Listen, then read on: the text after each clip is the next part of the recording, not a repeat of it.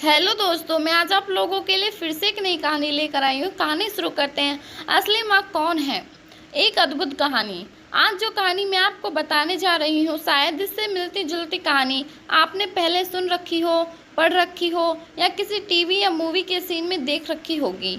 लेकिन वह कहते हैं ना कि ओल्ड इज़ गोल्ड। चिंता मत कीजिए, मैंने इसे कॉपी नहीं किया है। हाँ, थोड़ा सा इंस्पायर्ड ज़रूर हूँ। भले ही यह कहानी पुरानी है, लेकिन इसको मैं बिल्कुल नए अंदाज में आपको बताने जा रही हूँ। माँ की ममता पर लिखी ये कहानी पुरानी होते हुए भी ज़रूर आपके दिल में उतर जाएगी। यह कहानी 300 साल पहले की है। एक महिला को शादी के 12 साल हो गए थे, लेकिन उसे संतान सुख नहीं मिला था। बच्चे को पाने के लिए उस महिला ने न जाने क्या क्या उपाय किए थे।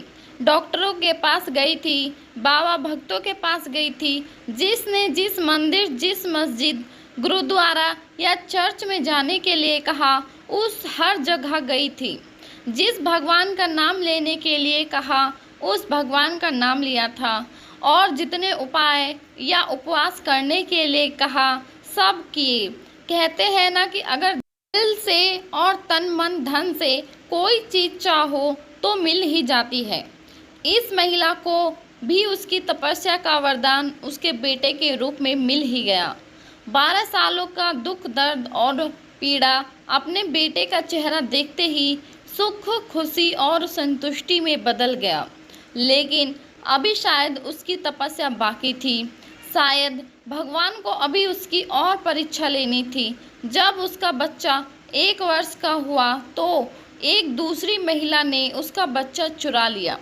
सोचिए उस महिला की मन स्थिति क्या होगी, जिसने दुनिया में सबसे ज़्यादा जिस बच्चे के लिए अपनी ज़िंदगी जी थी, उससे उसका बच्चा ही छिन गया। उसे ऐसा लगा कि जैसे किसी ने उसका बच्चा नहीं, उसके शरीर से उसकी आत्मा ही चुरा ली हो। उस दिन से उस माँ का जैसे खाना पीना सोना सब छूट गया था। उसे न भूख लगती, न प्यास लगती, न नींद आती। हार मान जाए वह माँ कैसी।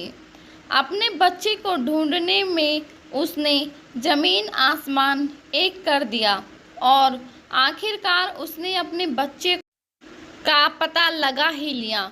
वह पहुंच गई उस चोर महिला के पास अपने बच्चे को वापस लेने के लिए। जब उस बच्चे की माँ ने उस चोर महिला से अपने बच्चे को वापस पाना चाहा, तो वह महिला ऐसा जताने लगी जैसे वह उसका खुद का बच्चा हो। जब बच्चे की माँ को लगा कि किसी भी तरह से बात बनती नज़र नहीं आ रही है, तब वो इस मुद्दे को राजा के पास लेकर गई। राजा के दरबार में दोनों महिलाएं हाजिर की गई। दोनों ही महिलाएं उस बच्चे पर अपना पूरा हक जताने लगी। राजा और उसके सभी दरबारी काफ़ी आश्चर्यचकित और हैरान हो गए, क्योंकि बच्चे की सच्ची माँ को पहचानने के लिए उन्होंने जितने भी सवाल बच्चे के बारे में दोनों ही महिलाओं से किए, जो उसकी आदतों, उसकी पसंद या उसके निशानों के बारे में थे, दोनों ही महिलाएं उसका सही सही जवाब दे रही थीं। जब इस समस्या का समाधान निकलता नज़र नहीं आ रहा था, तो तब राजा ने अपने खास और सबसे समझदार मंत्री से इसका निराकरण करने के लिए कहा।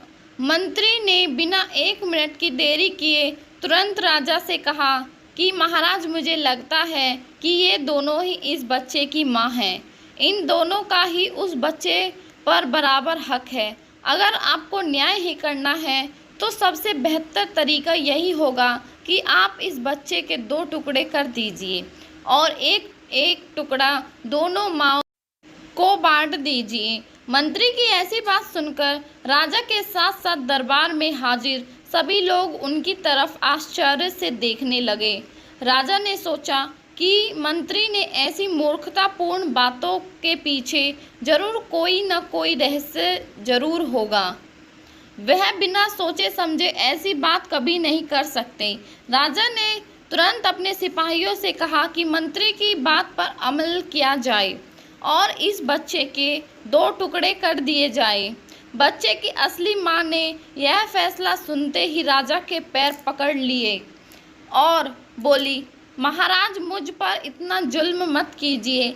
आप चाहो तो इस बच्चे को उस महिला को दे दीजिए, लेकिन उसके 2 टुकड़े मत करिए। मेरा बच्चा मेरे पास नहीं रहा तो चलेगा, इस दुनिया में तो रहेगा।